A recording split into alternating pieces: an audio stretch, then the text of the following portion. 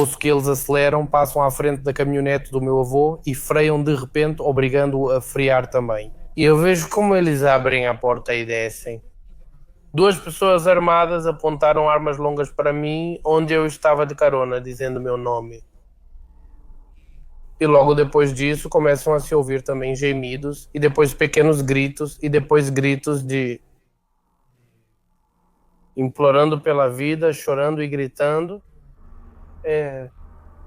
Como de repente batia nas pessoas, assim, como desmaiavam e caíam e batiam, e dava para ouvir o corpo caindo. Assim, pá, um corpo e um peso morto caía.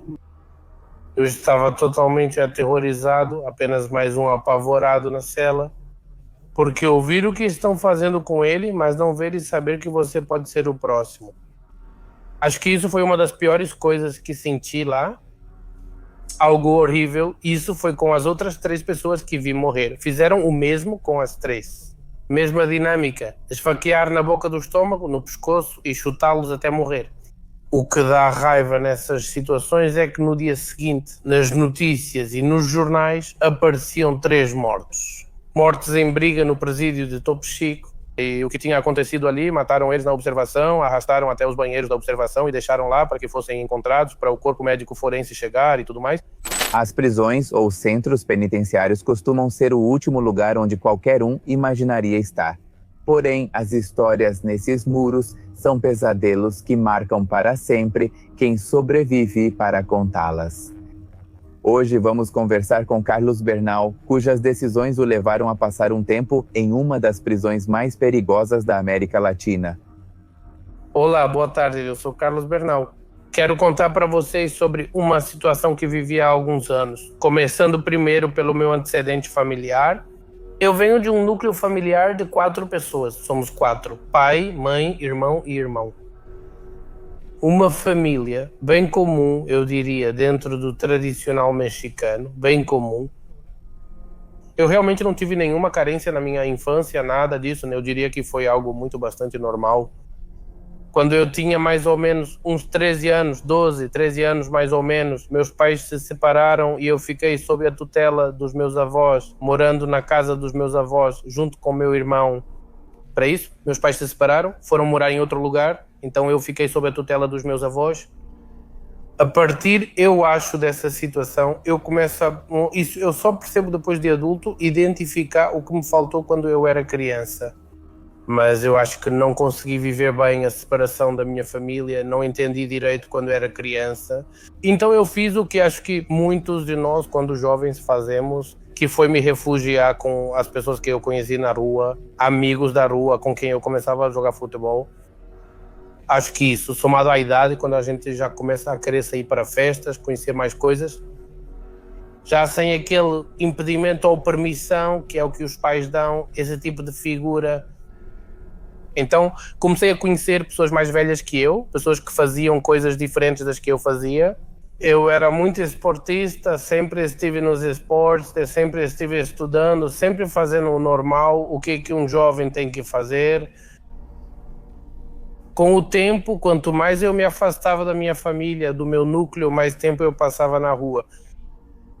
E meus amigos mais velhos, a gente percebia que todos tínhamos o mesmo problema, que era estar desamparados no nosso núcleo familiar, na nossa casa. Estávamos desamparados. Então, cada vez passávamos mais tempo juntos e percebíamos certas atitudes que compartilhávamos, entre elas, começar a usar drogas, começando pela maconha. Esse comportamento foi se acumulando, acho que por 1 ou 2 anos, e foi escalando da maconha para benzodiazepínicos, ácido, êxtase. Acho que quase todas as festas, acho que todos nós exagerávamos bastante no... Como em muitas histórias, o uso de substâncias, aliado à rebeldia adolescente e à falta de atenção familiar, foi levando ele aos poucos para um caminho sombrio. Para poder sustentar o seu consumo, ele começou a se envolver com a criminalidade. Sem saber, esse foi o primeiro passo para o terrível inferno que o esperava no horizonte. O que acontece quando o dependente já não tem mais dinheiro para comprar e sustentar o seu vício? Começamos a roubar. Isso foi, eu acho que por volta de 2011, talvez no início de 2011. Um bom amigo, que agora está, na verdade, na prisão, exatamente pela soma desses crimes. Estávamos em um parque, estávamos conversando como sempre, consumindo, fumando um baseado, e por algum motivo chegou uma pessoa querendo nos expulsar do parque, porque estávamos fazendo uma bagunça. Disseram que havia crianças, mas eu não sabia. E essa pessoa, o amigo cujo nome vou reservar, por algum motivo perdeu a cabeça e foi lá, começou a bater nele. E nós éramos uns 10, vários de nós foram lá e começaram a bater nele. E essa pessoa deixou cair as chaves do carro e esse camarada pegou as chaves e roubou a caminhonete. E esse foi o começo de tudo. Uma mudança no nosso grupo de amigos. De sermos apenas um grupo de amigos que se reunia só para conversar, para fazer, até poderia dizer que até algumas travessuras de adolescente, sabe? Nada que colocasse em risco a integridade de ninguém. Ali, após o roubo, tudo mudou. De repente, acho que a gente percebeu como era fácil conseguir as coisas sem trabalhar por elas, obviamente. De como era fácil conseguir dinheiro para, bem, suprir nossas necessidades, cobrir aquelas necessidades do vício que a gente tinha. E tudo começou a piorar. Comecei a ver como meus amigos faziam isso. Em mim nasceu um interesse de ver como, além do dinheiro dos roubos, o interesse era o controle. Ver como entravam em situações que eu já não reconhecia, mesmo sendo pessoas com quem cresci. E depois ver que eles estavam com faca na mão, pistola na mão e estavam ameaçando pessoas. E o controle que eles exerciam sobre as pessoas. Para mim, isso era bastante estupidamente interessante. E acho que isso fazia parte da imaturidade. Que eu via como, poxa, cara, não sei se de certa forma havia uma figura paterna. Nunca tinha pensado nisso, mas via ele como exemplo aspiracional e dizia: quero ter esse controle, quero fazer isso. Me pressionei a entrar na situação para conseguir fazer isso. Um bom amigo que até hoje eu tenho, ele me ensinou como fazer, ele me dizia: não, vem cá, cara, eu vou te ensinar como fazer. E aí você entra e tudo, nervoso, a gente tinha que tomar pílulas para ficar meio tranquilo e sair tremendo. E uma experiência nova e bastante intensa. E aconteceu 1, 2, 3 vezes. De repente perdemos a conta e só levantávamos dizendo que vamos usar, cara. Já tínhamos todo o esquema. Um amigo passava de carro para pegar a gente, pegávamos outro camarada e íamos um por um nas lojas de conveniência. Qualquer uma, realmente não tínhamos um filtro, era uma por uma, pá, até que chegamos a uma quantidade, acho que incalculável, de assaltos em que, na maioria das vezes, não havia violência. Eu, pessoalmente, nunca usei violência, mas já fui com colegas que usaram e vi as consequências do que estávamos fazendo, já tangibilizado, fora da fantasia de cara, estou controlando a situação, estou fazendo isso, eu sou o bandido. Aí você vê a situação com gravidade, vê alguém sangrando, alguém lutando pela vida e tudo isso. Pois é chocante. E, infelizmente, uma forma de lidarmos com isso era nos alimentando uns dos outros. Poxa, cara, que massa, tipo, você viu como aquele cara tava chorando? E tudo isso como se fosse pra gente tentar tampar esse incômodo que... Pois é, sempre existe humanidade dentro da gente, ainda mais nessa idade. Então, ao alimentarmos esse processo e essas atividades, chegou um ponto em que já fazia parte de nós. Começamos a roubar caminhonetes, também começamos a roubar casas, a invadir casas, a maltratar pessoas, a extorquir pessoas, a nos envolver em uma série de coisas que, sinceramente, eu nunca teria imaginado que seria capaz de fazer. Quando as ações de Carlos e seus companheiros foram escalando cada vez mais, eventualmente chegaram a uma conclusão inevitável: serem detidos e levados para a prisão. O que naquele momento Carlos não conseguia dimensionar era que estava prestes a enfrentar um calvário. Uma experiência tão dura que até hoje suas sequelas ainda o atormentam. Acho que a imaturidade somada ao uso de drogas mantém a mente inerte, fazendo tudo parecer uma boa ideia, até que acho que foi Não acho, foi no dia 26 de janeiro, porque eu lembro, porque é a data de aniversário da minha mãe. Nesse dia, lembro que ia para o ensino médio, tinha 19 anos e fiquei anos sem estudar devido à minha situação. Quando disse quero voltar a estudar, entrei e fiquei 12 dias estudando. E eu estava indo para o ensino médio um dia e tudo certo. Cheguei na escola e recebi uma ligação no celular, era de uma pessoa que a gente usava como motorista, não? Que era quem levava a gente para fazer todos os assaltos. Ele me liga e diz, que tal eu passar aí para te pegar? Vamos sair? Tenho cerveja e outras coisas pra gente curtir. Passo aí pra te pegar. E eu achei muito estranho, porque esse cara, na verdade, nem era meu amigo. Quer dizer, ele era só o cara que a gente usava como motorista, mas não era um amigo a ponto de querer compartilhar essas coisas comigo. Então achei muito estranho e desliguei a ligação.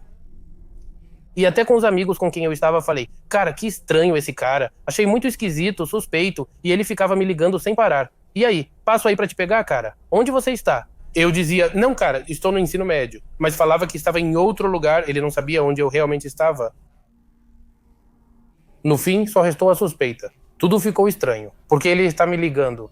Eu tinha daquela pulga atrás da orelha de que tinham pegado ele e que ele estava me dedurando. Como isso não tinha acontecido no meu círculo, parecia algo distante que não aconteceria comigo, sabe? Então, tudo certo, vou para casa, saio da escola, vou para casa, como e saio para aprontar e fazer o de sempre. No dia seguinte, eu ia de ônibus para a escola, mas meu avô falou, eu te levo, cara, já que tinha coisas para resolver. Pô, que beleza, cara. Então, lembro que antes de entrar na caminhonete do meu avô, peguei 3 comprimidos de Lexotan, que é um medicamento controlado, tomei os 3 e entrei na caminhonete. E aí fomos indo, avançamos, acho que 1,5 km de onde saímos, de onde morávamos, até onde aconteceu o que vem a seguir. Meu avô dirigia e eu era o copiloto. A droga começava a fazer efeito em mim. Virei e vi um carro com pessoas meio estranhas ao lado, mas não dei importância. E ouvi eles acelerando. E eles entram na frente da caminhonete do meu avô e freiam bruscamente. Meu avô, consequentemente, freia também.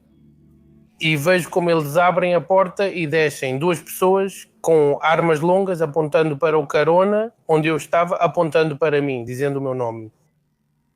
Vale dizer que estavam à paisana sem se identificar como policiais. Então, nesse momento, obviamente, eu entrei em pânico, mas dentro do meu pânico, talvez, não sei se foi o efeito do remédio, não sei, consegui raciocinar um pouco. E eu estava com uma pochete, que era a que eu usava para sair, era a que eu usava para ir à escola, mas na verdade eu não levava nenhum livro. Eu carregava umas 2.000 pílulas que tinha. No dia anterior eu tinha assaltado uma farmácia, né, e coloquei todas as pílulas lá. E levava mais ou menos 1 onça de maconha. Eu também carregava uma beretta 9mm. Consegui tirar ela e coloquei no banco. Então, aí já me tiram pelos cabelos, me colocam no carro. Na hora não percebi que levaram a mochila. Achei que ela tinha ficado lá. Meu avô ficou paralisado.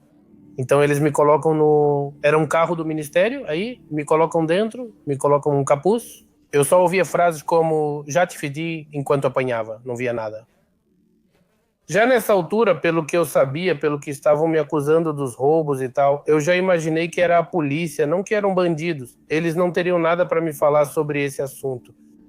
Então eu já imaginei que eram policiais civis. Aí já fiquei um pouco mais, mais tranquilo, pensando, bom, é polícia, não vão me matar. Beleza. Me levaram para a delegacia. Para isso eles já tinham uma investigação, porque a pessoa que tinha ficado me ligando no dia anterior, bom, por causa de um evento que a gente fez, eles viram as placas dela.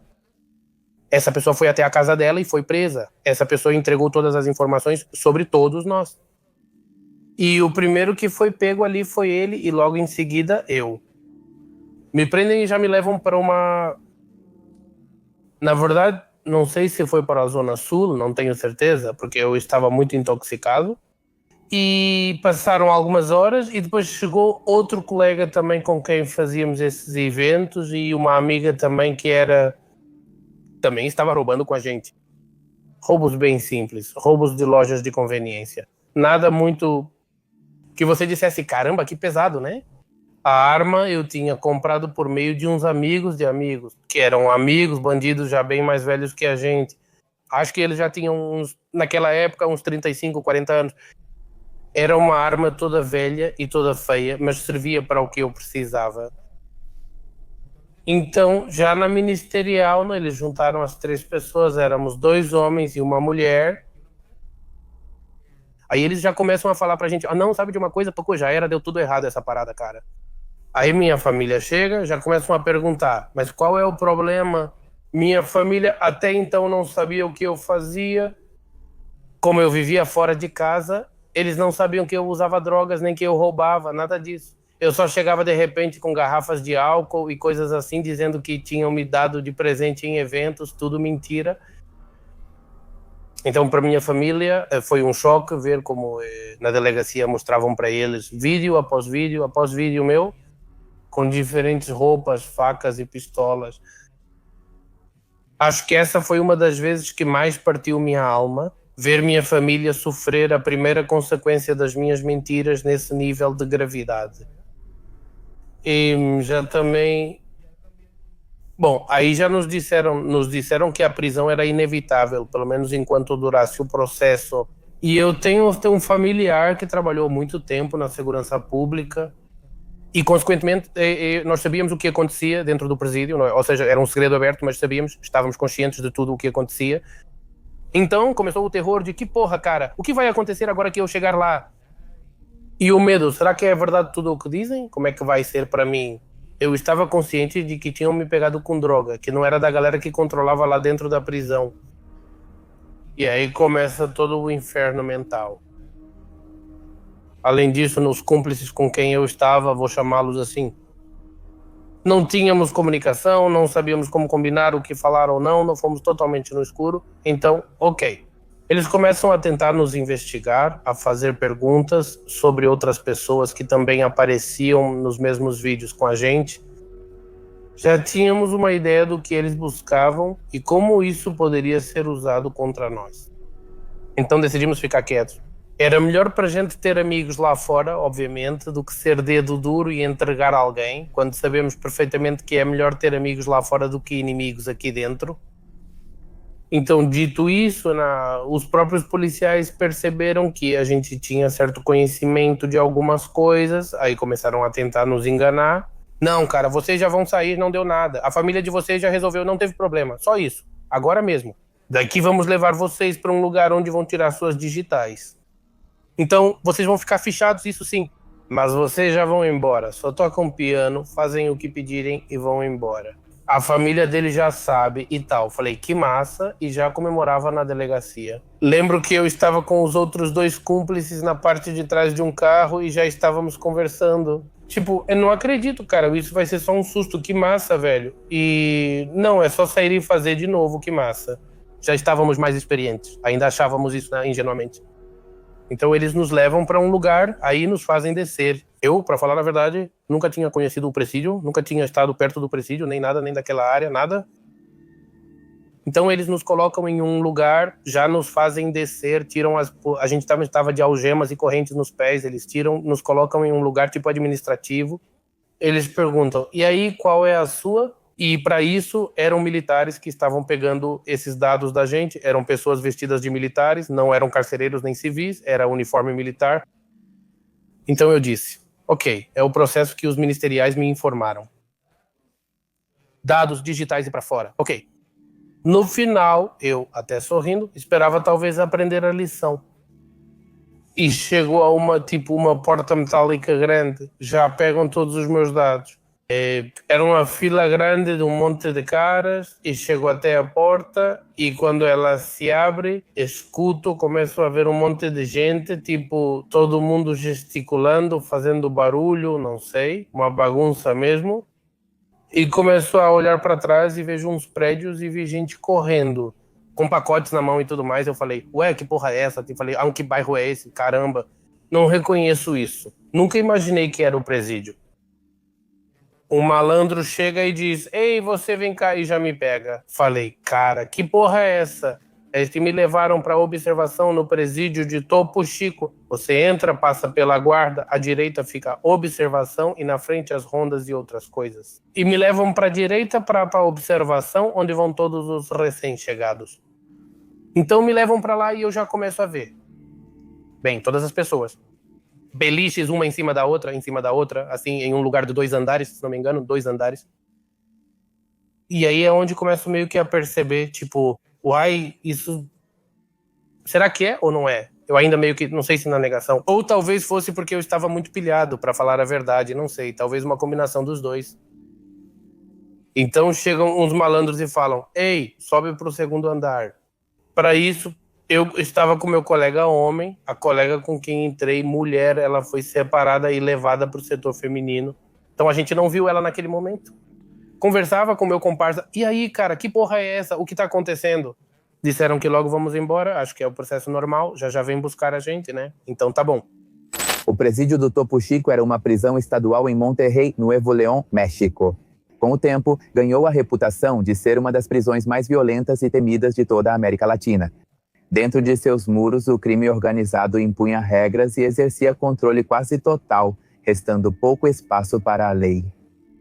Ao chegar, Carlos entrou em um ambiente sombrio, bem diferente do centro de reintegração social prometido.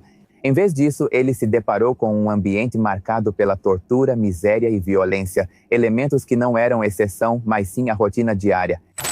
E as horas passam e vou chamar de parceiro por conveniência, mas na verdade ele não é meu parceiro. E o parceiro diz, então, né, conversando nervoso sobre o que está acontecendo, mas mesmo no meio do nervosismo acho que tudo parecia estar bem controlado. Já chega à noite, eles nos acomodam, imagina como se fosse um galpão, que ao redor estão os beliches, um segundo andar também com beliches ao redor e no meio é vazio. O segundo andar tem visão livre para baixo, separado apenas por um corrimão. Então eles nos levam para o segundo andar e perguntam se a gente ia deitar. Não, idiota, vocês dois entrem aí embaixo, literalmente sob uma beliche de concreto. Um espaço tão pequeno que deitado não dava para virar. Primeiro colocaram um cara, depois eu e em seguida o compa. E aí eu acabei dormindo em algum momento, nem percebi. E em algum momento da madrugada só ouvi um gemido, ouvi um e puxaram ele. Quando olhei, estavam chutando forte meu compa, depois o levantaram e arrastaram. Aí eu já levanto em pânico e me dizem, aí você pula fora daqui, e não, me tiram. E eu vejo que lá embaixo, te falo, esse é o segundo andar. Na parte de baixo tinha tipo acho que umas 8, 9 pessoas. Esses aí, pelo jeito, dava para ver claramente quem eram, porque dá para ver que todos estão com roupas bem sujas, sem se cuidar. Pois é, e esses caras estavam muito bem vestidos, até usavam joias, dava para ver que os tênis eram novinhos, deu para ver que viviam bem, então ficou claro que eram os chefes ali. Beleza, aí me dizem pra descer, e tinha uma escada em caracol, e quando eu ia começar a descer a escada me falaram, não, seu idiota, pula. No meio do pânico, todos gritando, eu lembrava que tinha 19 anos. Me fazem pular do segundo andar, eu e o outro cara caímos, e aí começa o martírio, e aí, cara, por que vocês fizeram isso e aquilo? Não, foi assim ou assado, entendeu? Eles pegam um caderno e separam pelos nomes. Me dizem que um cara fala para o outro, leva eles para trás para investigação, na área chamada ampliação, né, que é a área que fica atrás do campo de futebol, onde tem vários ambulatórios, acho que são 3 andares cada um. Então me levam para as celas de trás, aí nos separam eu e meu amigo. Me colocam em uma cela, colocam ele em outra, então me colocam em uma cela, e aí eu chego. Era uma cela coberta só com papelão. Ou seja, do corredor, você não conseguia ver quem estava lá dentro nem nada, estava tudo coberto. E abrem a porta e me empurram pra dentro na porrada, me colocam lá dentro com chutes e tudo, e eu entro. E foi assustadoramente bizarro, porque era como abrir a toca de um gambá ou algo assim, sei lá. Escuridão e só olhos de pessoas com muito medo. Pessoas apavoradas olhando assim, se cobrindo, até mesmo assim, todos com muito medo. Era algo bastante estranho de ver. Então me colocam lá dentro e a primeira coisa que faço é tentar me comunicar. E aí, o que aconteceu? Sempre me dizem, fica quieto, não fala nada, nem comigo. E eu não entendia por que estavam falando assim comigo, não entendia nem onde eu tinha chegado, nem com quem, nem nada. Só me faziam sentir, obviamente, rejeitado, então isso me fazia pensar que algo me esperava. Ficamos lá, não sei, acho que umas 2 horas, e de repente abrem a porta, assim, com um chute, ela se abre abruptamente, e um dos caras que entrou também no mesmo momento que eu, não comigo, mas no mesmo momento que eu, tipo dos novatos, também pegaram ele aqui. Ei, você aí, cara, de nome, sei lá, Joãozinho Pereira. Não, sou eu. Espera aí, seu otário, vem pra cá. E tiram ele da cela. E a cela onde me colocaram era a penúltima, olhando da entrada até o final do corredor. tinha a última cela e a penúltima era onde eu estava. Então me colocam, tiram aquele cara e o colocam na última cela. Soube disso porque na minha cela dava para ouvir tudo. Perguntavam o nome dele, o que fazia, como o chamavam, com quem andava, o que consumia e onde comprava. E logo depois disso começam a se ouvir também gemidos e depois pequenos gritos e depois gritos de assim, implorando pela vida e chorando. Como de repente batiam nas pessoas, assim como desmaiavam e caíam e batiam e dava para ouvir um corpo caindo, assim um corpo, um peso morto caía.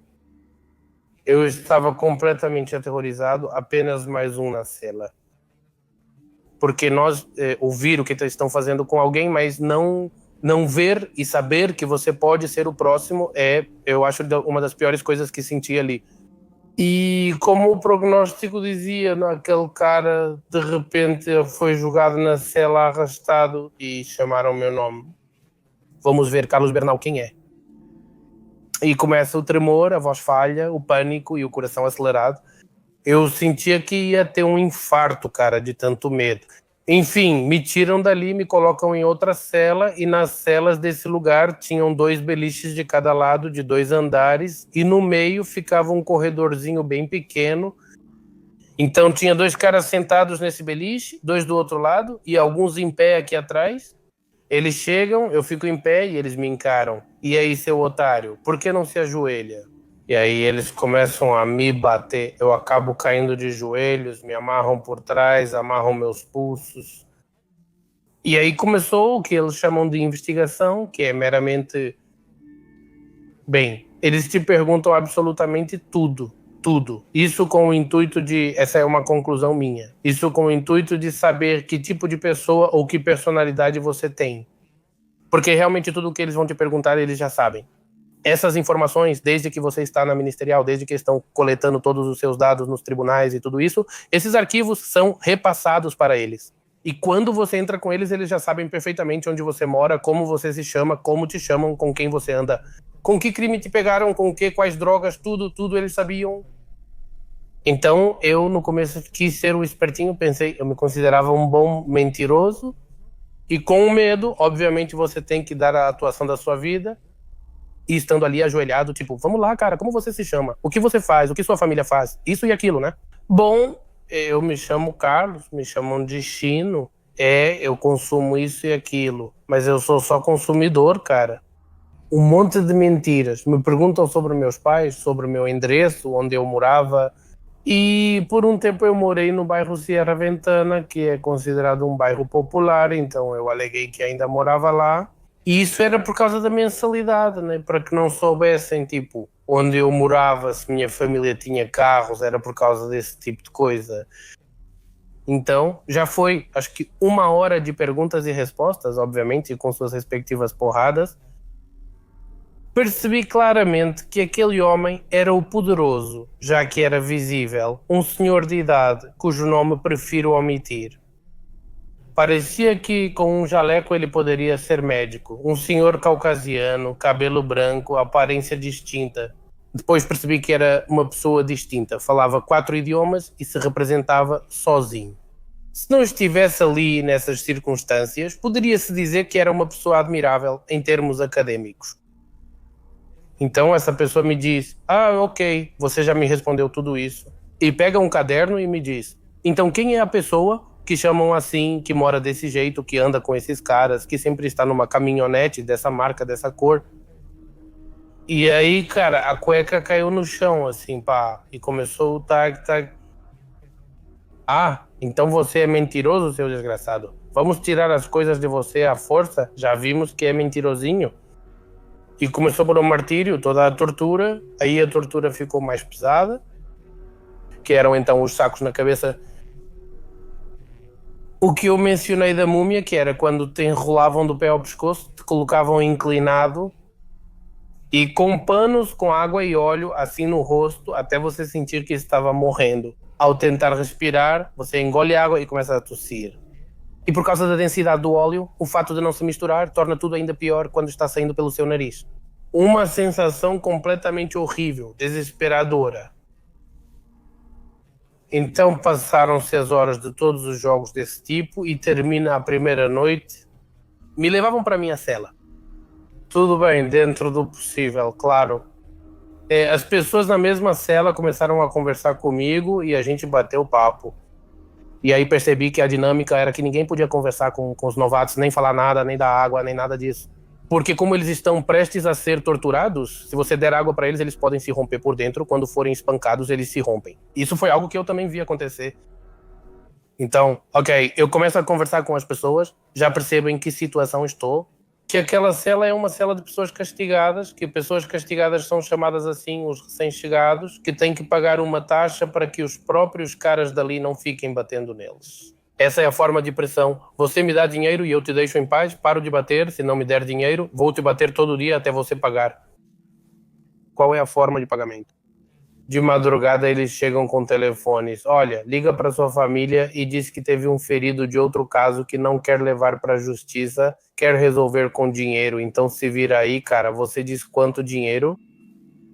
Eu já tinha uma noção de que isso acontecia. Já tive essa oportunidade antes, quando eu estava na ministerial e ainda podia entrar no presídio. Eu disse para a minha irmã, com quem mais compartilho tudo, que se essa possibilidade acontecesse e eu ligasse para ela ou algo assim, ela devia entrar na brincadeira, mesmo sem saber exatamente o que seria, mas que sempre participasse, que ela não se assustasse, que não se impressionasse, que seguisse o meu jogo. E foi assim que aconteceu. Quando já entrei no presídio, que já tinha passado pela tortura e depois me chamaram, estavam me obrigando a falar com a minha família. Minha irmã já tinha essa noção. Então, falei com minha irmã, ela entrou no jogo, dizendo que não, que deixa eu ver como faço, que a gente não tem, que isso e aquilo. Ok, perfeito. Na minha cabeça, eu tratei isso como uma negociação de fazer o papel de coitadinho e de bobo, mas estica um pouco e vai até onde aguentar e ok. Carlos pensava que depois daquele começo brutal, as coisas iam se acalmar aos poucos. No entanto, o que ele tinha vivido até aquele momento não era nada além da ponta do iceberg. Dentro do presídio, o aguardava uma espiral de violência e tortura psicológica que marcaria todos os seus dias ali. Acho que fiquei assim por uma semana, de aguentar a pressão deles, de puxa e estica. E tive a sorte de que, nesse momento, o chefe que cuidava do meu ambulatório tinha sido pego roubando umas coisas. Então, esse cara estava sendo punido e só iam mandar outro chefe para cobrar as taxas lá. Então, ele estava nesse ciclo em que não havia muita organização ali nessa primeira semana. Bom, foram mais ou menos uns 4 dias. No 5º dia, eu já me senti um pouco mais tranquilo, porque pensei, bom, o mais difícil já passou. Daqui para frente vai ser só ir gastando um pouco de dinheiro até que isso acabe e cumprir minha sentença. E foi o que aconteceu. E foi aí que tudo deu uma reviravolta bem horrível. Certa vez, por volta das 3 ou 4 da manhã, isso é uma noção mais ou menos, porque a gente não tinha como saber a hora.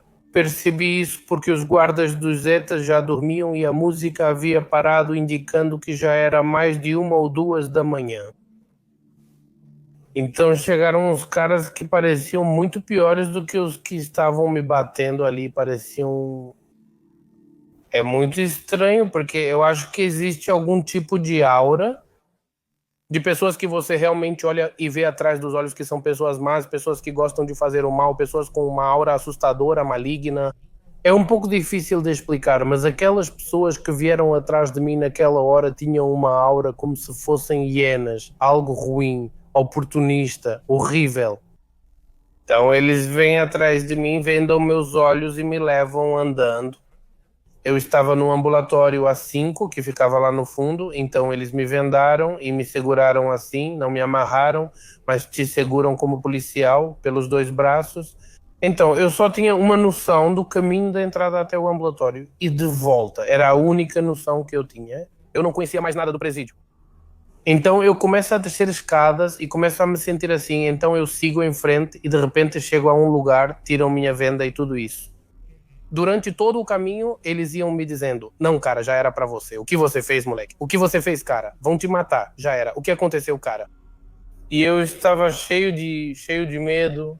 Então eu chego em um lugar, eles tiram a venda dos meus olhos. E era uma parede e tinha tipo um pequeno buraco, talvez de não sei, de 1,10 m por 50 cm.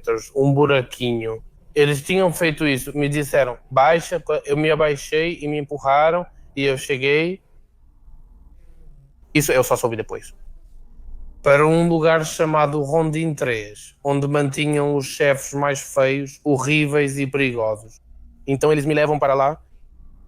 E o que eu vi foi que esse buraco entrava pelo lado dos banheiros, tinha o banheiro seguido de uma espécie de balcão, tipo de barman. Havia garrafas de álcool e até arcades. Esses caras viviam muito bem. Depois disso, era um espaço do tamanho de um quarto padrão, onde ficavam um banheiro, máquinas e o bar. O restante parecia um depósito longo, tipo uma linguiça. Como observado, 2 andares acima, celas laterais e superiores, corrimão pequeno e escadas em espiral. Então eu entro e começo a olhar. Tudo isso era escuro e só tinha luzes azuis. Não só isso, tipo de bar, de balada, tá assim, mais azuis. E eu olho para um lado da parede e vejo, acho que umas 50 pessoas ajoelhadas com a testa encostada na parede. Todos não estavam amarrados, mas mantinham as mãos para trás por orientação. E do outro lado vi, acho que uma das cenas que jamais vou esquecer. Esse cara era um comandante dos Zetas. Não vou dizer o nome, não sei se ainda está vivo ou não, mas era um dos mais horríveis que já esteve lá. Ele estava em um sofá, talvez como este, com 2 caixas de som grandes ao lado, um altar da Santa Morte. Assim, tudo atrás, com luzes azuis, como se tivesse um spot de luz em cima que fazia ele parecer de um jeito maligno e elegante, com aura horrível. Era um senhor baixinho, acho que uns 60 anos talvez, mas era meio gordinho, moreno. O cara segurava um taco de alumínio sentado, assim, tudo isso. E o som era só baixo, tipo pum pum. Não tinha letra, não tinha nada, assim. Luzes azuis, tudo isso. E o cara com o taco metálico na mão. Ele deixava cair assim, ele deixava cair e dava para ouvir pim, pim, pim, pim, pim, pim, pim, aí pegava de novo e deixava cair de novo. Pim, pim, pim, ficava assim por 10, 15 minutos até chegar a minha vez de ver. Fiquei lá uns 5 minutos enquanto arrumavam um lugar para mim. Depois virei uma dessas pessoas, ajoelhado contra a parede, ouvindo só o pim, pim, pim por uns 15 minutos, até que de repente parou. Dá para sentir, né? Tá como se parasse talvez o barulho que os tênis fazem. Não sei, mas eu senti que parou e só ouvi de um lado meu e ouvi um barulho e era que o cara tinha parado. De repente ele escolheu um cara e começou a agredi-lo com o taco ali mesmo. E assim foi a noite toda. A noite toda ele ia e sentava e de novo a cada 2 minutos batendo com o taco. Quero pensar, e tenho quase certeza que isso era uma estratégia de terror psicológico para manter todo mundo assim. Às vezes ele se levantava e agredia as pessoas. Por sorte, dessa vez não fui eu quem apanhei. Já estava amanhecendo de tanto bater em todo mundo. Acho que umas 15, 20 pessoas ele não conseguiu bater. E nesse momento me colocaram em uma das mesmas celas dali, que era a chamada Rondim 3, quando eu estava na ampliação, que era a parte de trás. Então, de repente, chega um cara alto, também alto, que era comandante-chefe de sequestros dali, e me tira de lá e fala: vem cá, cara, você vem pra cá. Vejo ele conversando com o outro chefe, aquele que mencionei, que deixava o taco cair. Eles conversam e trocam algumas palavras, mas eu só ouvia e não entendi mesmo. Então essa pessoa que era nova, ou seja, nova para mim visualmente, vem até mim e diz: não, olha, vem para cá. E ele me leva andando até um rondinho ao lado, né, o Rondim 2, não, que era onde ele morava ali. E aí é onde me levam para uma cela no 2º andar. Chego e 2 caras me fazem ajoelhar, um de cada lado, dizendo: não, otário, sabe de uma coisa? Cara, você entrou com a fulanita, né? Sim. Ah, beleza, cara, você sabe que a fulanita é minha prima, né? E eu falei, puta merda. E por um momento pensei, cara, que massa, velho. Imagino que a prima dele vai falar pra ele que eu, tipo, somos amigos e vai rolar uma ajuda. E no começo foi o contrário. Imagino que também foi uma estratégia de poder. Começaram a me bater lá também, até ameaçaram cortar minha mão. Eu estava ajoelhado, me desamarraram para colocar meu braço assim em uma tábua, minha mão direita assim em uma tábua, com uma faca aqui, tipo, você sabe o que fazemos com os ratos, né? E vou ser bem honesto com você, irmão. Depois de toda a humilhação que eu passei, chega um ponto de resignação em que você já não luta nem psicologicamente, você já não tem mais aquela resistência psicológica, sabe? Até mesmo aquele espasmo de tentar proteger sua integridade, de querer tirar a mão, isso vai embora. Você fica completamente resignado, entregue. Foi assim que me senti naquele momento. Já estava preparado para que cortassem meu braço. Nem mesmo... Agora eu penso nisso e isso me causa muito problema. Fico com raiva de mim mesmo. Mas naquele momento eu não tinha força nem vontade de lutar ou me defender. Ainda bem que foi só uma, como uma estratégia para me meter medo, para dizer, aqui quem manda somos nós, cara, você aqui não é nada. E dito isso, eles tiraram uma pistola, igualzinha a que tinham usado para me pegar, mas cromada, novinha, linda. E o cara dizia, tá vendo que aqui a gente tem tudo o que quer, aqui somos nós que mandamos, temos o controle. Você já viu algum policial aqui dentro? Pois é, né? Exatamente, cara, e quem manda aqui somos nós. Olha só. Ele mostrava foguete, algemas, celulares, droga, tudo. Eu só respondia, tá bom, sem saber o que dizer. Depois ficou mais tranquilo e ele falou, olha, sabe de uma coisa, cara? Então, meus advogados já entraram em acordo com os advogados que vocês trouxeram. Sua família já se comprometeu a ajudar a minha família? Isso se referindo à sua prima. O acordo em si era que a família dessa moça não estava muito bem de vida financeiramente, e a minha família também não, mas tinha mais possibilidade do que a família dela. Então o trato era, ok, nós ajudamos com todas as despesas legais, e vocês ajudam o meu filho, ou seja, eu, para que lá dentro ele não apanhe, para que não aconteça com ele o que está acontecendo. Esse é o trato. Esse cara vai te apadrinhar, e nós aqui fora vamos apadrinhar a moça com as despesas legais. Fechado? Fechado. Perfeito. Então, aí a conversa já muda de tom e de repente, que bom, cara. Aí eles olham pra mim, desculpa. Os tênis. Eu tinha uns tênis todos velhos porque quando cheguei roubaram os meus, uma droga. Ele me diz, cara, você estava com esses tênis? Eu digo, não, um sujeito me roubou. Ele responde, não acredito, isso não é permitido aqui. Beleza? Como se fosse destino, a porta da cela se abre e entra o cara que roubou meus tênis, que era a capanga daquele sujeito. E ele chega, me vê e muda a expressão, e aí o cara me diz o seguinte, vamos dar o apelido de O Cachorro para ele, para poder identificar. O cachorro é primo da minha amiga, por assim dizer. E eu falo, cara! O cachorro fala, cara, qual é a parada? Ele percebeu na minha cara a raiva quando entrou o cara que roubou meu tênis, e eu falei, sabe de uma coisa? Esse desgraçado foi quem roubou meu tênis. Ele falou, é? Tragam ele, pois o cara só entregou algo e saiu. Trouxeram ele e me deram carta branca pra dar uns tapas nele, aí dei uns tapinhas de leve, ele me devolveu os tênis, tudo certo. Começaram as conversas de, e aí, qual é? Tipo, agora você vai trabalhar comigo, onde eu for, você vai junto. Se eu for pra cela, vai correr e deixar ela aberta. Se eu precisar de celular, comida, qualquer coisa, você será meu faz-tudo, esse é seu trabalho. Claro que sim.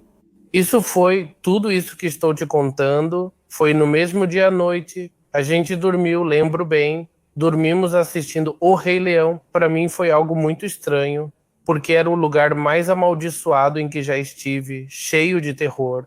O filme O Rei Leão me lembra muito meu pai, sendo uma zona de conforto. Então, emocionalmente, era como um estado entre o mais horrível que já vivi e o que mais me trazia calma. Então me colocaram para dormir embaixo de um beliche. Pensei, mas esses caras tinham ar-condicionado, trouxeram hambúrgueres. Achei que minha cela seria assim daqui para frente. Então eu acabei dormindo. No dia seguinte, o cara vai para a área das mulheres e me pede para acompanhá-lo, porque eu estava com vários celulares. Acredito que era para situações na área das mulheres, onde usam mulheres para vozes, algo que todos já sabem. Então, passei o dia todo com ele para cima e para baixo, assim, morrendo de medo, tentando entender o que estava acontecendo. Isso foi na primeira semana, e nessa segunda noite já estávamos indo para a cela, e o cara falou, anda logo, corre, porque quando eu chegar quero que já esteja aberto. E eu saí correndo. E quando eu entro no Rondim 2, na cela desse cara, quando você entrava, a moça... Era tipo a terceira cela do segundo andar, então você entrava e dava para ver perfeitamente a porta dele. E eu entro e vi uns 4 ou 5 caras que eram os que estavam me batendo. Mas na parte de trás, quando eu estava no A5, na cela de trás, durante a operação, E eu vejo eles e fico assim, tipo, caralho. E vejo que eles olham e dizem, ah, olha aí está o anjinho, filho da puta. E eu respondo, vai se foder. Então eu fico parado de medo, pensando que não vou pra lá. Enquanto isso, meu cachorro podia entrar e perguntar, cara, por que isso não aparece?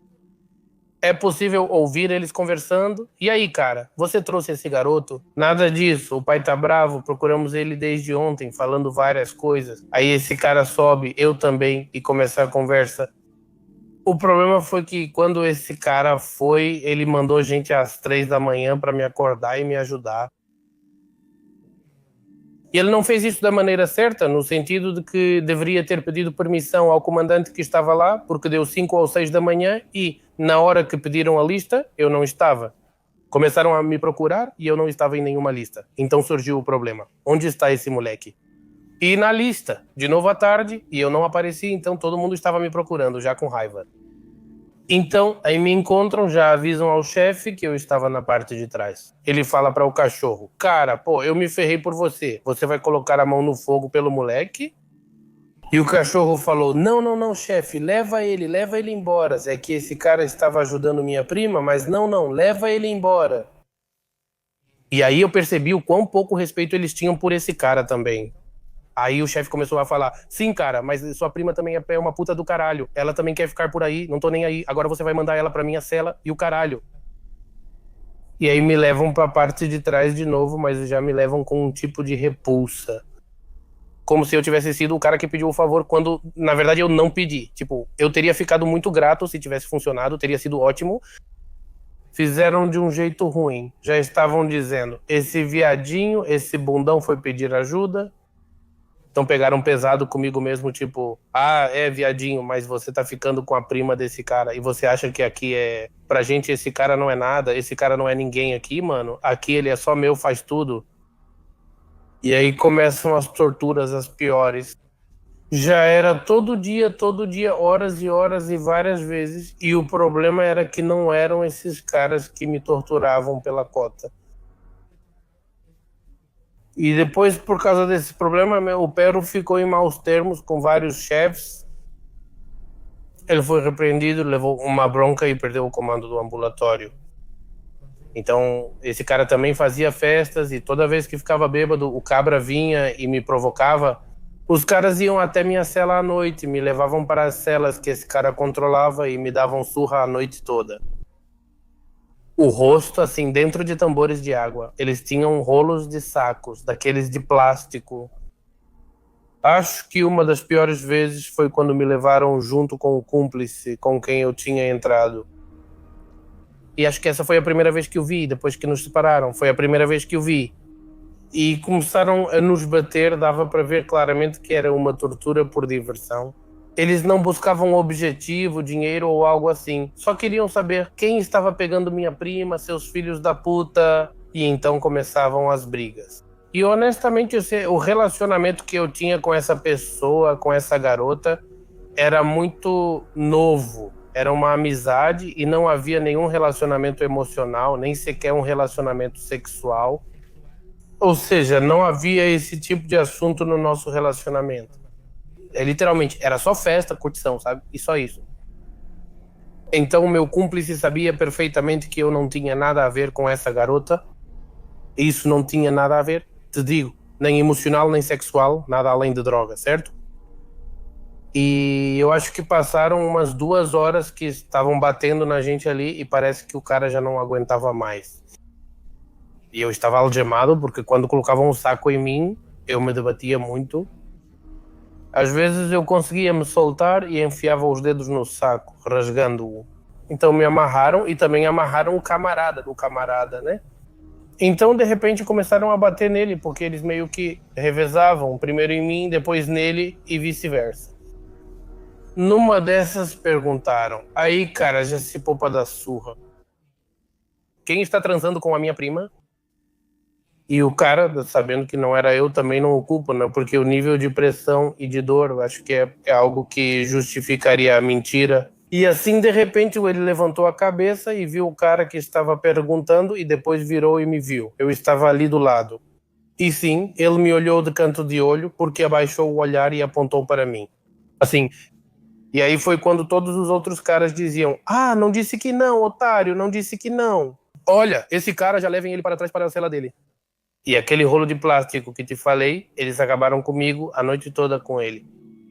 Acho que não saberia te dizer quantas vezes desmaiei, mas pelo menos lembro de umas 5 vezes que eu acordava assim, e estava com a bochecha assim no chão, e esses caras jogando perfume assim na minha cara. Lembro que me levantavam, ajoelhavam de novo e eu seguia amarrado. E lembro que aqui atrás eles me diziam: agora você vai se ferrar e vai morrer, mas sabe de uma coisa? Agora você não vai morrer só quando a gente disser.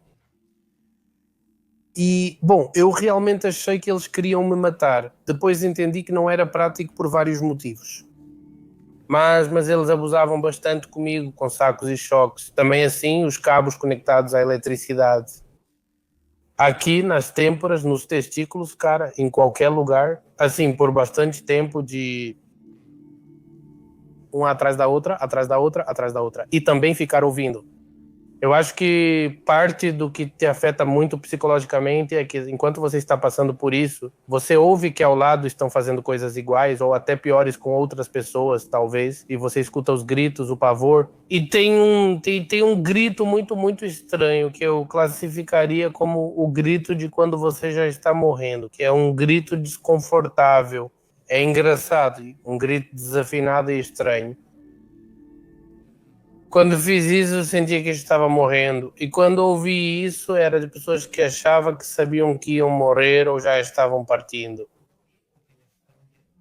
Ok, essas situações aconteceram em que eu já sabia, eu já tinha entendido esse sistema que eles tinham comigo, de que iam me tirar toda hora. Se não eram uns, eram outros, e se não eram outros, eram os dois juntos. E se não era isso, era ficar com os mesmos guardas, que sim, eram zetas, mas eram aqueles idiotas que cuidam das portas e fazem recados, não eram gente pesada. Mas esses mesmos caras, bem, eles se achavam, na verdade, não é que se achavam, eles tinham o poder de te bater quando quisessem e tudo isso. Minha família me levava nos horários de visita, me levavam comida, roupa e tudo isso, mas eu nunca cheguei a ver. Tudo, assim que chegava, me roubavam tudo e nunca coloquei minhas mãos em nada dessa parada. Depois começaram outro tipo de pressão, já com mais ligações de madrugada. Para a minha família, que claramente eles sabiam, eles impulsionavam esse filme de não, você diz que é outro afetado, isso e aquilo, mas claramente sabiam que uma ligação às 3 da manhã para dizer que saiu outro afetado no presídio Topo Chico, acho que era completamente inútil e acho que eles sabiam disso, mas era como o bug que eles tinham. Daqui a gente vai se agarrar e daqui ninguém tira a gente e foda-se. Ok, perfeito. Então daí eu tinha outra familiar que tinha sido, não sei, talvez há 15 ou 20 anos, tinha sido advogada criminalista e também conheceu muita gente lá do presídio, e tinha um interno lá que era muito respeitado porque trabalhava, acho que na área médica, já tinha muitos anos lá e não era santo de devoção ali do pessoal, mas era respeitado e já era tipo uma dinâmica de você no seu canto e a gente no nosso, só não vem arrumar confusão aqui. Porque, pelo que eu sei, esse cara tinha entrado como rival, mas aí não sei que acordo fizeram, que não mexiam com ele. Então, meu parente entrou em contato com essa pessoa e essa pessoa começou a me mandar, sem eu saber quem era, cobertores, uma revista ou coisas assim, porque eu estava vivendo como lixo, tipo, sem cobertores, sem comer, até mesmo sem tomar banho, nada. De repente, eu recebi um cobertor, depois uma revistinha e assim por diante. E começaram a perguntar, cara, quem tá te mandando essas coisas? E aí perceberam facilmente o que estava acontecendo e ficaram ainda mais bravos, tipo, não, cara, você vai se ferrar aqui, já te avisamos, para de ficar arrumando confusão com outras pessoas e blá blá blá. Beleza, cara, não, foi muito, muito difícil psicologicamente lidar com isso porque você está completamente sozinho.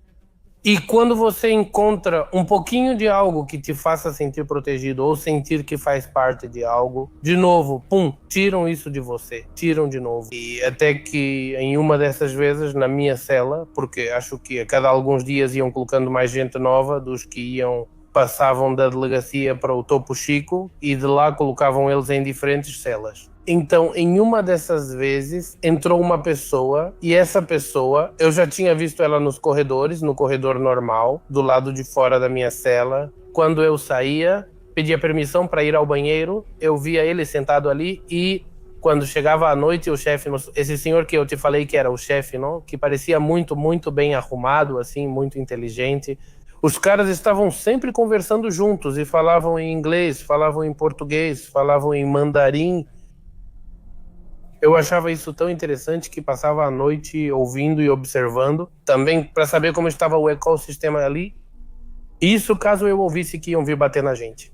Me preparar. Eu colocava rolo de papel higiênico nos bolsos de trás da calça para que as pauladas e as tacadas doessem menos. O que eu acho que era só coisa da minha cabeça, porque doía pra caramba. Mas essa pessoa, ela já estava indo lá há um tempo e eu ouvia ela conversando e tal. E um dia colocaram ele na minha cela, amarrado, vendado nos olhos, colocaram ele lá e o fizeram ajoelhar. E isso me lembrou muito de quando eu entrei, que foi, bom, igual, com medo. Ninguém fala com esse cara, nem da água. Na verdade, acho que eu já estava ali há um mês, então já tinha perdido um pouco o medo dos gritos. Já entendi a dinâmica, só precisava aguentar, sem surpresas. Colocaram ele na minha cela e eu estava com muita raiva e ressentimento pelo que faziam comigo. Achei que esse cara estava com eles e também era do crime. Então, entre um colega de cela e eu, que meu parceiro também estava tão bem revoltado com a vida e tudo isso, a gente viu ele e começou a dar uma surra, porque dissemos, esse cara não sabe nem onde está, nem com quem está, nem nada, assim como a gente, quando chegou, não sabia. Vamos aproveitar isso, e começamos a bater nele. A noite toda ficamos batendo nele. E como ele está cheio de medo e terror, obviamente não é como se tirassem a venda e você fosse dizer me bateram ou algo assim. Não, você fica quieto e aguenta firme. Então, a noite toda a gente se divertiu batendo no pobre homem e no dia seguinte, quando percebemos que acho meio engraçado, mas tipo, é algo meio pesado. No dia seguinte, quando percebemos que essa pessoa era um interno igual a gente, só que como esse cara era piloto de avião, ele sabia falar vários idiomas e o nosso chefe também sabia falar. Então eles fizeram tipo uma dinâmica de vamos conversar, vamos praticar isso aqui. E aí surgiu tipo uma pseudo-amizade, por assim dizer. Para o chefe, era interessante conversar com esse cara que usava isso para evitar a cela comum, mas ele acabou falando alguma coisa, não sei o que, de verdade, aí ele foi castigado, e aí aconteceu isso, que a gente deu uma surra nele e tal. No dia seguinte, ele disse que estava castigado e agora era só mais um interno. Aí, indo mais a fundo, percebi que esse cara era meu vizinho no bairro onde eu morava. Eu o reconhecia bem, pois tinha um carro esportivo bonito e chamativo, e eu, que sempre cresci jogando futebol, sempre via esse carro passando na rua. Ele era mais velho, eu tinha 19 e ele 33 anos. E pra mim foi como encontrar o que eu precisava, tipo, pô, cara, eu te conheço, ontem te dei uma surra, mas agora você é meu melhor amigo, cara. Quer dizer, porque vivíamos em um contexto socioeconômico bem parecido, ou melhor, não parecido entre eu e ele, mas bem separado de todos esses caras em relação a nós, dava pra sentir uma diferença. Então, porque, pra ser sincero, mano, eu nunca fui uma pessoa assim como sempre tive o básico necessário e até um pouco mais, mesmo com necessidades. E esse camarada, esse cara vivia mesmo na opulência, né? A família dele estava muito bem e tudo certo.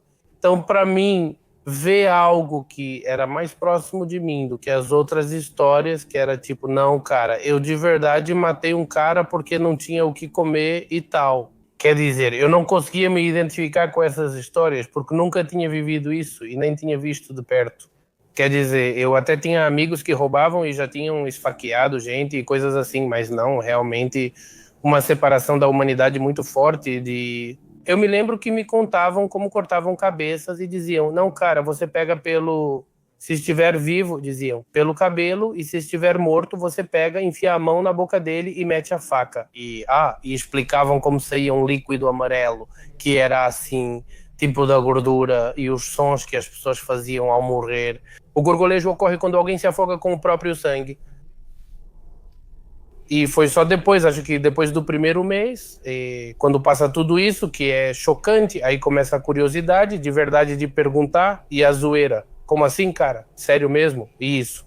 Até isso, até você acaba entrando na onda de querer se encaixar como um impostor, tentando ser parte daquilo para não te verem como o playboyzinho, né? O cara fresco, né? O moleque, esse aí que não aguenta nada, sabe?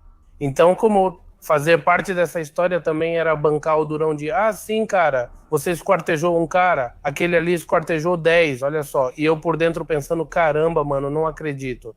Mas por fora você tinha que entrar nessa história para não parecer um franguinho, para não acabarem com você. Uma experiência tão violenta deixa sequelas físicas e emocionais profundas e duradouras. Carlos relata que, além de suportar torturas no presídio, foi testemunha de atos tão terríveis que nunca imaginou ver. Cenas de crueldade extrema que o marcaram para sempre e que, mesmo hoje em dia, continuam voltando à sua memória como feridas impossíveis de cicatrizar.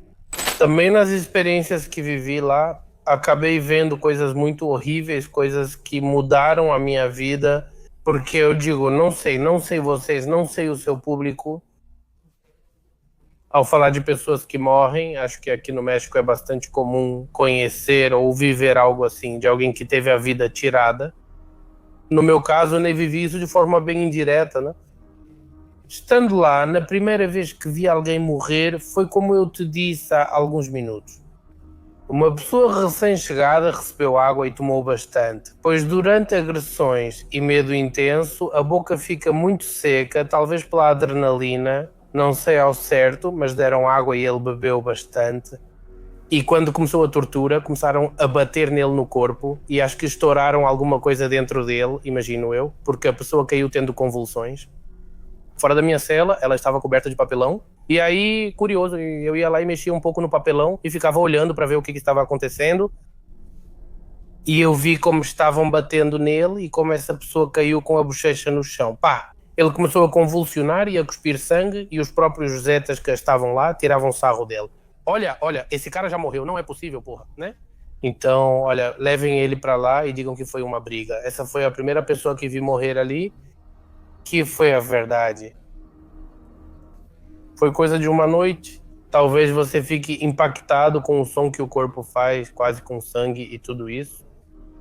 Mas você está nesse ambiente, tem que ter essa preocupação e se proteger. Você não tem tanto tempo para pensar nos outros nesse momento.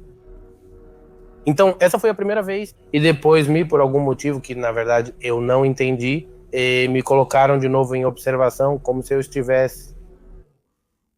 Bom, não sei. É como se estivesse enraizado ali, não sei porquê. Havia uma cela onde as pessoas pagavam para ficar e não deixá-los com todos aqueles leões da população. Alguns escolhiam passar por isso, eu não. Fui colocado lá. Eram celas de castigo também sob observação. Chamava-se Unidade de Reflexão, a Unidade de Reflexão. As celas de castigo eram paralelas à observação. E da cela onde eu estava, da Unidade de Reflexão, era possível ver a primeira cela e a entrada da observação. Saiu uma notícia de que o Ministério capturou 3 pessoas, 2 homens e uma mulher, presas por sequestro com recebimento de dinheiro. Eles chegaram lá com tudo e a mulher... Começaram a bater neles, eu vi tudo. Começaram a perguntar para eles sobre o dinheiro que tinham recebido do resgate e onde estava, que iam trazer. Não sei se já gastaram ou só estão enrolando para não entregar. Mas assim como te contei que vieram me buscar para observação, que eram uns 8 caras ali, todos que eram chefes usavam facões. Acho que assim, com cabo ou uma lâmina de uns 30 centímetros talvez, todos os chefes tinham um pendurado. E eles começam a perguntar para essas pessoas sobre isso, tipo, um dos chefes perdeu a paciência, puxou a arma, e a mesma dinâmica para as 3 pessoas, um por um, uma facada na boca, no estômago, uma no pescoço. E onde caíam, eles chutavam até morrer enquanto riam, enquanto também tiravam meus ténis e chutavam o rosto dele e tudo isso. Enquanto se ouvia como eles se afogavam com o próprio sangue, e o sangue, pulando, assim como sob pressão do pescoço e a cada pulsação. Horrível. Vi isso acontecer com outras 3 pessoas que também morreram. Fizeram o mesmo com todas. Mesma dinâmica. Lâmina na boca, estômago no pescoço e chutá-los até a morte. O que dá raiva nessas situações é que no dia seguinte, nas notícias e nos jornais, apareciam 3 mortos. Mortes de homens após briga no presídio de Topo Chico. O que de fato ocorreu? Mataram eles na observação, arrastaram até os banheiros e os deixaram lá para serem encontrados. Mas no caso, apesar de terem ferimentos de arma branca, colocaram como se fosse uma só causa. uma briga, quando não faz sentido que numa briga o método seja o mesmo, não faz. Mas enfim, aí você percebe que o governo talvez seja quem realmente segue pelo lado da lei. Os vendedores de sorvete e todo esse pessoal também estão envolvidos. Por razões óbvias, por medo ou pelo motivo que você quiser, eles acabam fazendo o que os internos mandam. E muitos desses caras que estavam condenados a morrer lá dentro colocavam camisa branca neles e desenhavam uma cruz com caneta ou marcador. Eles diziam, não olhe para esses caras, estão na fila para morrer. Só que agora não podem matar eles porque acabaram de ferrar um. Então tem que esperar uns 2, 3 dias para de novo simular uma briga ou um suicídio e julgar. Não podem julgar todos de uma vez para não esquentar a área, por assim dizer. E era muito horrível ver aquelas pessoas, porque eram pessoas... Literalmente via mortos andando sem vida e olhos vazios. Era algo muito pesado. Sim, isso te destrói por dentro. Era uma pessoa.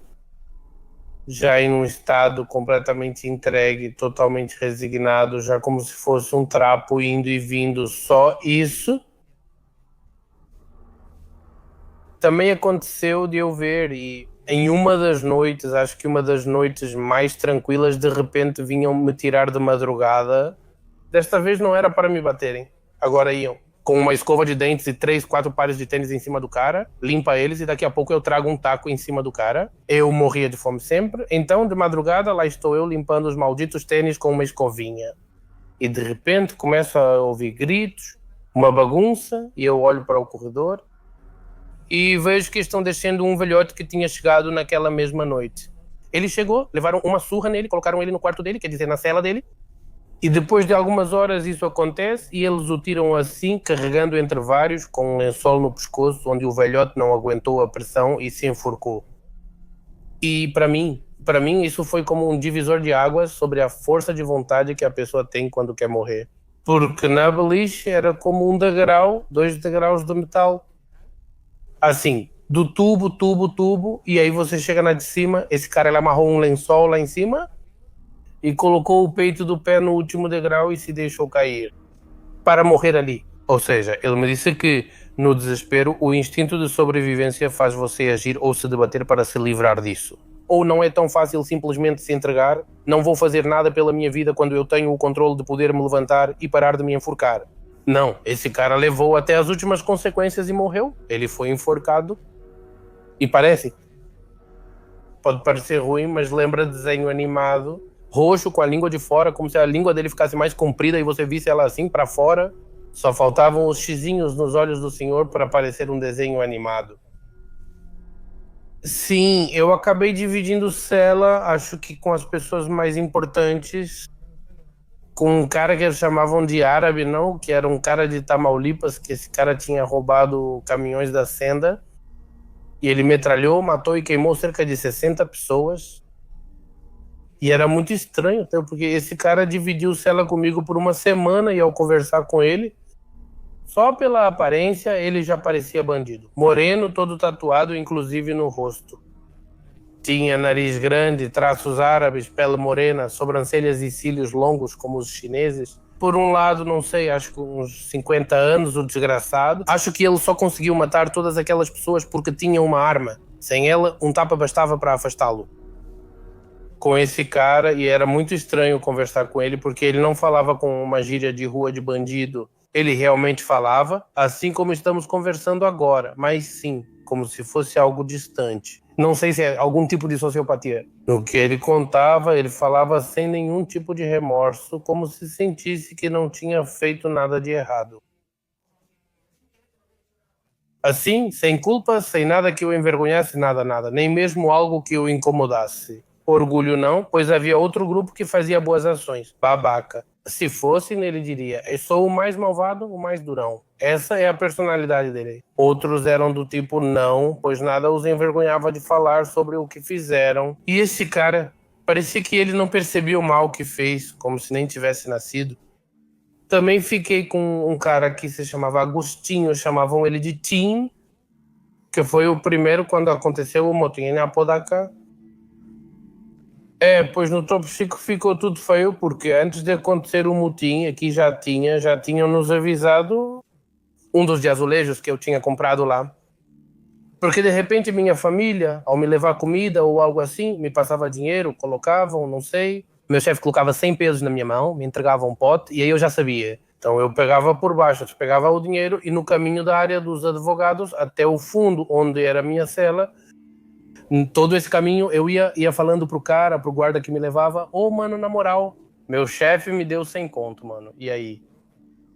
Fica com 50 conto, ou melhor, com 100 à noite, levo meus 50 de comida e você fica com o resto. Toda visita eu te ajudo, tranquilo, você não me deixou na mão, beleza?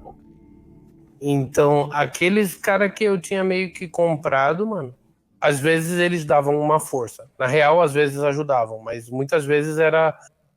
Eles te batiam ou nada faziam, caso vissem risco de serem pegos ou flagrados fumando maconha. E aí, tipo... E aí, cara, de onde você tirou essa parada se você nem recebe visita?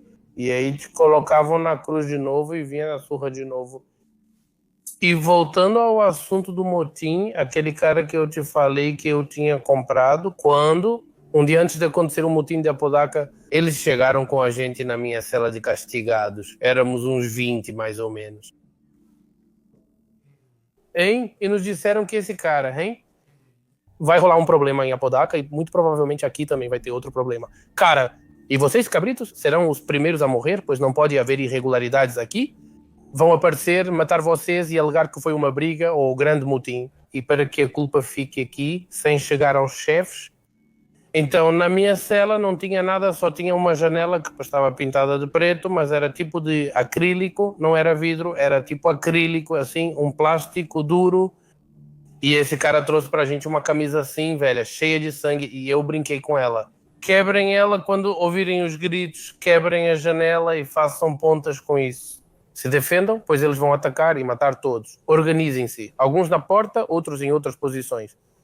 Se defendam, batam nas mãos de quem tentar entrar aqui para abrir, se defendam como puderem. Então, tá todo mundo em pânico ali, horrível. A noite passa e acontece o motim de Apodaca. Todos nós ficamos na expectativa, todos assim, com o coração a mil o dia todo, esperando só abrirem a porta. Graças a Deus não aconteceu nada disso. Acho que foi uma semana depois do motim que pegaram essa pessoa no team. Ele foi colocado na minha cela quando eu já estava na dos castigados. Antes do motim, eu estava na ampliação, nos fundos. Quando ocorreu, já estava na unidade de reflexão e colocaram ele comigo. E esse cara também era um caso bem engraçado, porque falava como se tudo fosse uma piada, tipo o engraçadinho da sala. Você percebe? Mesmo assim, e eu me lembro que era muito engraçado porque ele gesticulava, fazia muitos gestos com as mãos, me explicava muitas coisas assim com as mãos, e eu achava isso muito curioso. E ele também falava de uma forma bem solta, da maneira como se expressava. Porque ele nos contou como aconteceu o motim, como eles se organizaram, como mataram um monte de caras, como fugiram pelos muros. E depois a gente pensa, você já passou pelo inferno, se livrou e agora começa de novo?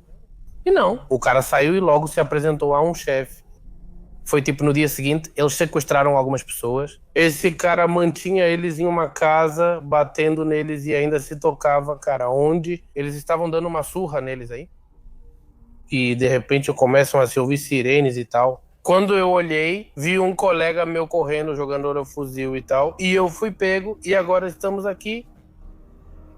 E esse cara era muito engraçado, porque não sei se ele não tinha noção do mal que fazia, ou se já estava tão acostumado que contava como se fosse uma grande façanha, algo realmente incrível. Mas definitivamente era uma pessoa que, se você visse na rua, não diria que era ele, especialmente o Tim, você não diria que esse cara é mau. Uma pessoa caucasiana, carequinha, talvez com uns 70 anos e com uma fala bem normal. Quer dizer, também não parecia um cara super mega de rua, né? Mas frio, simplesmente frio pra caramba. Também estive com 2 lutadores que entraram também. Não lembro o nome dos lutadores, para ser sincero, mas sim, nós lemos. A verdade é que vai sair facilmente. 2 lutadores que estavam no presídio do Topo Chico, na mesma cela, ali dos castigados. E essa história é engraçada, né? Porque às vezes nos tiravam das celas dos castigados. E era como... Imagina como um zero. E no meio do zero tinha um muro. Então era como um circuito de círculos, assim. Nos tiravam da cela vendados, faziam andar em círculos para confundir e depois nos colocavam em celas diferentes. Era para evitar que nos comunicássemos ou fizéssemos equipe com quem já estava lá.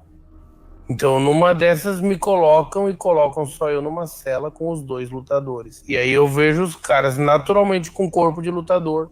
Os caras eram grandes, fortões. E eu via que nas paredes eles tinham colado muitas coisas. Entre fotos de garotas, como recortes de jornal que eles colavam, e raiados, assim como versículos da Bíblia e coisas desse tipo. Todas as celas estavam rabiscadas e decoradas assim, então não achei relevante. Mais do que a quantidade, aqui tinha um pouco mais do que em qualquer outro lugar. Você não acha que os caras estão? Tenho 1,80 metros, não conheço ninguém baixinho. Esses caras acho que um pouco mais altos e fortes também. Então quando eu entro, eles falam, aí mano, ajoelha aí, porra moleque, é copa. Pensei, já sei que vou apanhar de novo. Então me ajoelho, olhando para a parede, eles dizem, não, mano, ajoelha virado para beliche. E aí acendeu o alerta vermelho. Pensei, putz, vai que esses caras estão mal intencionados, desse tipo sexual mesmo. Aí bate o pânico e eu penso, não, nem ferrando, não, mano, por aí não dá, não. E os 2 ficaram me olhando e eu senti aquilo como um sinal. Não sei se era um sinal de verdade, ou se foi minha necessidade psicológica de querer ter um apoio que fez parecer assim. Mas o outro cara foi que um cara me segurou, eu estava ajoelhado e o cara estava em pé. Ele segura a minha cabeça e diz, meu filho, aqui com a gente nada vai te acontecer. Cara, vamos rezar, tranquilo. Nunca fui religioso. E me fizeram rezar. Cara, eu estava ajoelhado, seguido do outro cara e depois do outro cara, e ficamos rezando, acho que por 1 hora, cara. Eu não sabia rezar, não sabia o que dizer, não sabia nada disso. Lá eu fiquei com ele só por umas 5 horas. Depois repetiram a dinâmica e me trouxeram de volta, mas também achei muito louco ver como eu estava, como aquilo. Era um novo perfil de pessoas que se arrependiam das suas coisas e pessoas que já focavam no querer. Bem, o arrependimento, tentar ganhar o céu de novo, por assim dizer. Carlos relata que, ao notar a conivência do sistema com o crime organizado, percebeu que sua liberdade dependia da palavra de um criminoso, não da lei. Quando chegou o momento de poder sair, ele percebeu que os processos não eram seguidos como determinava a justiça. Enfrentou a dura realidade. Os mesmos grupos de poder dentro do presídio tentavam mantê-lo lá por mais tempo, usando-o como moeda de troca para absolver sua companheira. Quando saí, já tinham me avisado e eu sabia mais ou menos como seria o meu processo, qual seria a minha sentença e tudo isso. Eu sabia que ia conseguir fiança pelos anos que iam me dar, por ser a minha primeira vez. Então eu disse, eu estava um pouco aliviado, porque já não faltava nada para me chamarem para a sala dos advogados. Assino meu livro, pago o dano, cumpro a sentença. Vamos embora para casa do caramba? Isso, por assim dizer, foi numa segunda-feira quando minha família chegou e me disse isso. Ô, cara, no fim de semana você já vai embora, cara. Cala a boca, só cala a boca. E aí bateu aquele frio. E o caramba? E eu, cara, pô, que beleza. Você já tinha uma noção de que ia sair. E no dia seguinte minha família ficou lá. Vai lembrando do primo malandro da colega com quem entrei. Eles tinham seus próprios advogados. Me chamam e dizem, cara, sabe de uma coisa? Para pagar esse advogado se representei os 3. E isso é muito normal quando você está em um processo com várias pessoas. Normalmente é mais prático ter um advogado para os 3 do que cada um ter o seu próprio advogado. Então eu disse, ok, cara, de qualquer forma, continuei apoiando financeiramente a família. Eu continuei apoiando financeiramente a família de qualquer jeito. Eu achava que isso era parte do mesmo processo. Sem problemas. De repente, ele chega para encarar e se apresentar aos outros. O advogado malandro, que era dos Losetas mesmo, era um advogado dos Zetas. Por não, saiu o advogado e nos diz, sabe o que, cara? Para isso, na hora que o advogado te chama, ele tem que levar todos os acusados desse problema, desse processo. E só. Ele levou nós 2, os homens. A companheira, ele não levou. Esse foi o primeiro sinal de alerta. Eu pensei, caramba, ok. E nos levam para ver a nova declaração que o advogado tinha nos levado. Começo a ler e percebo que tudo ele tinha mudado para parecer que eu obriguei a fazer essa parada à força entre eu e o camarada. Tínhamos obrigado a senhorita a fazer o que ela estava fazendo. E temos que mudar a declaração. E aí, claramente, eu reclamei e falei, pô, cara, não, mano, já estamos no último processo, por que eu vou me prejudicar? E o advogado disse: simplesmente pelo fato, cara, de que eu tenho o arquivo de vocês. Sei quem são seus pais, onde moram e por onde andam, sei de tudo. Se não assinarem lá fora, seus pais morrem. Vão assinar aqui. E o advogado falou pra gente: sim, vocês vão pegar uns 12 anos cada um, cara. Mas a senhorita vai sair livre. A senhorita tem um futuro no Instituto Nacional do Seguro Social e se tiver antecedentes não vai conseguir esse emprego. Então precisamos que ela seja absolvida. E como faz isso? Vocês vão dar esse depoimento? Então vocês escolhem ou 12 anos aqui vivendo de boa com a proteção desses caras, ou façam o que quiserem se não assinarem. Mas a família de vocês, esse pessoal, vai mandar uma velha lá para matar os pais de vocês. Vocês sabem disso? Foi isso. Olhei pro outro cara e apesar do atrito pelo que ele fez comigo de me acusar. E tudo isso foi daquele cara. Estamos de mãos atadas, fazer o quê, cara? Naquele momento eu me resignei que ia passar 12 anos na prisão, cara, por um crime muito idiota, cara. E aí dissemos, beleza, ok, vamos assinar. Para isso, ele tinha que ir fazer tipo uma mudança de declaração formal, porque isso era como um prévio. Não sei como, não lembro como se diz, mas ele tinha que vir de novo para assinar a declaração formal mesmo. Isso foi talvez numa segunda, terça-feira. Chego na cela já chorando, desesperado, pensando: por que Deus? Por que, cara? Curioso, pois eu nunca fui religioso nem pratiquei espiritualidade. Nem catolicismo, nem cristianismo, nada disso. Mas nesses momentos não há mais nada a dizer além de Deus. Porque eu, cara? Porque nessa situação eu fiz algo errado com ele? Eu mereço isso? Sim, talvez as porradas e tudo isso, porque também não sou um anjinho, mais 12 anos não. Quer dizer, era quase mais da metade da minha vida. Então, eu já estava em depressão total, me sentindo um lixo. Aceitei que vivi até os 12 anos passando pelo mesmo com minha família distante e tudo o que eu conhecia longe. E os dias vão passando. Chega o sábado e o sábado era o dia da minha visita. Então, no sábado, minha visita não aparece. Eu pensei não, né? Eu achei que era porque estavam se preparando para a minha saída. Como minha família não sabia da mudança de declaração, eu disse não. Eles vão vir aqui esperando minha saída, mas não sabem que vou mudar a declaração por razões óbvias. Então, eu estava nessa situação de não ter visita e tudo estava ali, dando errado. E chega o domingo. Não era dia de visita nem para fazerem nada comigo. Cara, eu literalmente estava com um short assim, cheio de sangue, porque eu tinha... No dia anterior, um cara apareceu lá para incomodar com um pau cheio de pregos na ponta. Mesmo da grade, ele me incomodava. Eu dizia, ai, ele me furou. Eu estava de short e camisa ensanguentados, sem cueca, né? Usando pinças e chinelos emprestados. Cara, então estão falando de mim. A visita acabava às 6 da tarde e às 6h30 já não tinha mais ninguém de visita. Começava a pressão sobre quem devia, ou pagava, ou apanhava. Essa pressão era constante. Eu já estava quase chorando de novo porque tudo tinha dado errado na minha vida. De repente... chega um canasteiro. Um canasteiro são as pessoas que iam fazer os recados com uma listinha. Na verdade, não me lembro, é uma folha colorida, uma cor assim clara, que significa que você vai para a sala dos advogados. Carlos Bernal chega e eu penso, ué, estranho, não marquei visita. Não, então deixa eu ver, então não sou eu. Ou não, é para a sala dos advogados, cara, fica esperto. Ah, tá bom, então já coloco as sandálias e tudo mais. Eu vou para o canasteiro. Ele me leva para a sala dos advogados, mas nesse caso tinha uma sala de advogados que ficava embaixo, né, ali. Os próprios zetas estão lá se fazendo de bobos, como se estivessem fazendo outra coisa, mas estão ouvindo tudo o que dizem.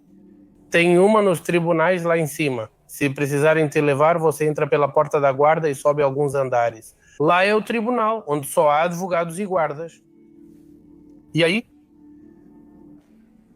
Advogado. Ele começa a me dizer, bom, não era meu advogado, era minha tia como conselheira jurídica, não representante legal, pois o representante era outro. Cara, e ela me diz, cara, não sei o que aconteceu. Cara, agradeça a quem você acreditar, cara. Mas de manhã tivemos uma audiência por causa da mudança que esse cara queria fazer e blá, blá, blá. E o juiz ficou irritado com a prepotência do advogado porque esse malandro chegou querendo impor demais. Do nada, não sei, mas me fizeram saber que o cara ficou antipático e foi tipo, não, cara, tudo o que você diz sobre a decisão não ser favorável aos garotos não vale. Ninguém vai acreditar nessa porra. Então o processo fica como já estava. Então já era. Já estão marcadas as datas. Já foi feita a depuração das provas. Toda a parada, agora é só dar a sentença. E deram a sentença, né? Fui condenada a 4 anos e 8 meses. Consequentemente consegui fiança. E naquele momento minha família pagou a fiança. E aí me disseram, daqui da sala do tribunal você não sai mais, cara, porque já era sabido que você vai direto para a população. A livre é só uma carta verde, nada mais. As pessoas viam que te davam essa carta e aí te davam uma vergonha de despedida ou complicavam as coisas para você ou algo assim.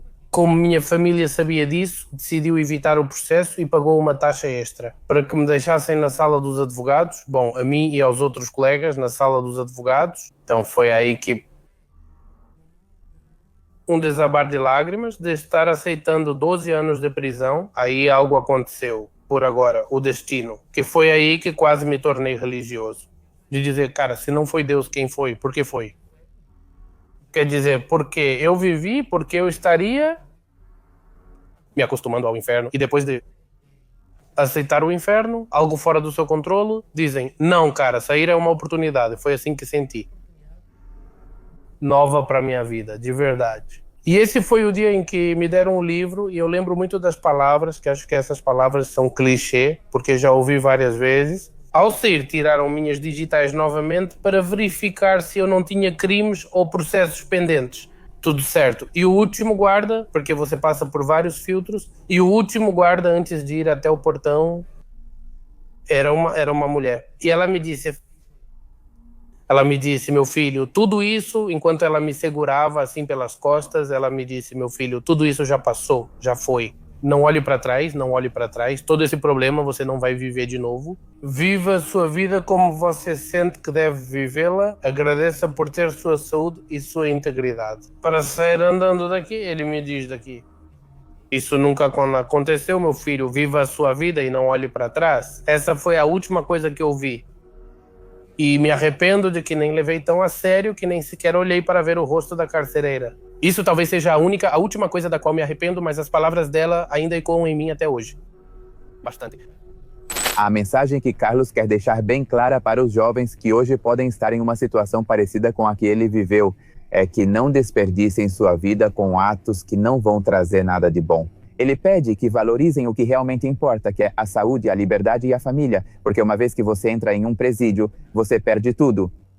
E dito isso, eu gostaria de dizer ao seu público que tudo isso que eu vivi, tudo o que eu acreditava que estava vivendo, uma fantasia de assim, o garoto mau. A diversão que tudo isso te causa, usar drogas e viver essas emoções intensas.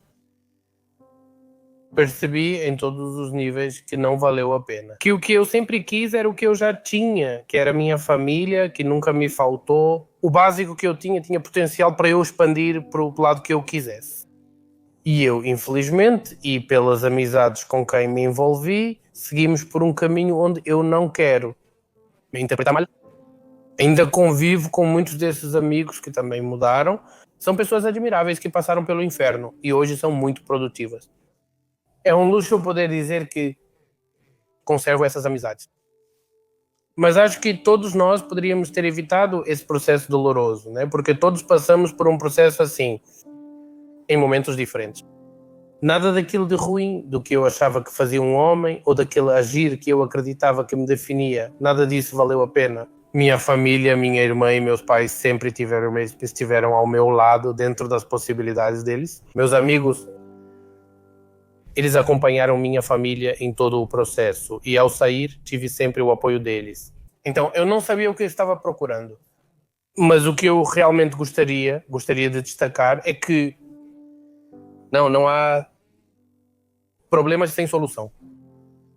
Às vezes as pessoas vivem situações difíceis e sentem que não pertencem a lugar algum, nem à própria família, questionando até o que estão fazendo. Já estou atrasado para tudo, não sei lidar com a pressão, isso e aquilo, mas sim, existe muito mais. É difícil, como tudo na vida, mas as verdadeiras satisfações vêm de um esforço saudável, um esforço em que você preserva a sua integridade e a integridade dos outros.